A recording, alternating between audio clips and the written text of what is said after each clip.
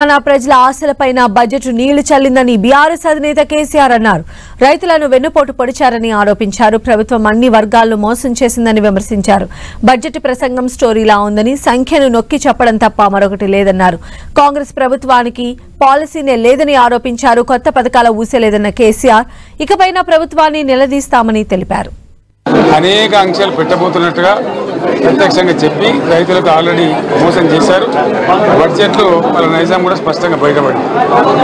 గత ప్రభుత్వం అన్ని రాష్ట్రంలోని అన్ని వర్గాల సంక్షేమాన్ని, వాళ్ళ ఆర్థికాభివృద్ధిని కాంక్షించి అనేక పథకాలు ప్రవేశపెట్టడం జరిగింది. ఒక్క పథకం మీద కూడా ఇప్పుడు స్పష్టత లేదు. ఫర్ ఎగ్జాంపుల్, యాదవుల కోసం ఉన్నటువంటి వాళ్ళ అభివృద్ధి కోసం పెట్టినటువంటి గొర్రెల పెంపకం పథకాన్ని టోటల్గా మూసివేసినట్టుగా మనకు అర్థమవుతా ఉంది. ఇప్పటికే యాదవ సోదరులు చెల్లించిన డిపాజిట్ కూడా తిరిగి వాపసు తీసుకునే ప్రభుత్వం ఎక్కడ కూడా లేదు.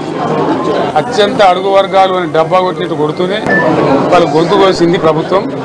దళిత వర్గాల కోసం గళితంలో ప్రవేశపెట్టిన విప్లవాత్మకమైనటువంటి దళిత బంధు పథకాన్ని ప్రస్తావన కూడా లేదు. ఇది చాలా దురదృష్టకరం. దళిత సమాజం పట్ల వీళ్ళకు ఉన్నటువంటి నిర్లక్ష్యానికి, వాళ్ళ ఫ్యూడల్ విధానానికి ఇంతకన్నా గొప్ప నిదర్శనం కూడా అవసరం లేదు. అదేవిధంగా మత్స్యకారులకు భరోసా లేదు, ఎవరికి కూడా చెప్పుకోదగ్గ భరోసా లేదు. ఏంటంటే ఆర్థిక మంత్రి ప్రతి మాటను ఒత్తి ఆ డబ్బు వచ్చినప్పుడు అదేందో పెద్ద మహాప్రపంచ విజయంలాగా ఒత్తి చెప్పడం తప్ప కొత్తది ఏమి లేదు. ఒత్తి పలుకులు పలకడం తప్ప కొత్తగా చెప్పింది ఏమీ లేదు.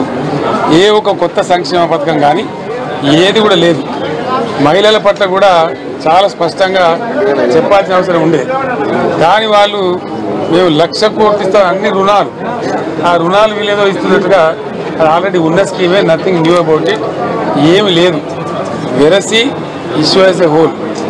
దురదృష్టం ఏంటంటే ఈరోజు బడ్జెట్ చూస్తే ఏ ఒక్క పాలసీ ఫార్ములేషన్ జరగలేదు. ఈ అర్బక ప్రభుత్వం ఇప్పటి వరకు పాలసీ ఫార్ములేషనే చేసినట్టుగా కనపడతలేదు.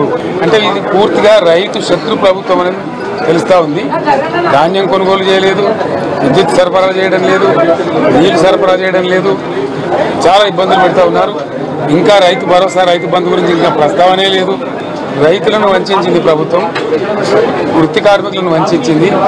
ఒక్క పాలసీ వంచనంగా ఈస్మాన్ కలర్ లాగా చెప్పడం తప్ప, స్టోరీ టెల్లింగ్ లాగా ఉన్నది తప్ప బడ్జెట్ చెప్పినట్టు లేదు. రాష్ట్రంలో వ్యవసాయ పాలసీ ఏమిటి, పారిశ్రామిక పాలసీ ఏమిటి, ఐటీ పాలసీ ఏమిటి, మా గోల్స్ ఇవి, మా టార్గెట్స్ ఇవి అనే పద్ధతి కానీ లేదు. ఇది పేదల బడ్జెట్ కాదు, రైతుల బడ్జెట్ కాదు, యువల బడ్జెట్. విశ్లేషణలో మీకు తెలుస్తుంది. భవిష్యత్తులో బ్రహ్మాండంగా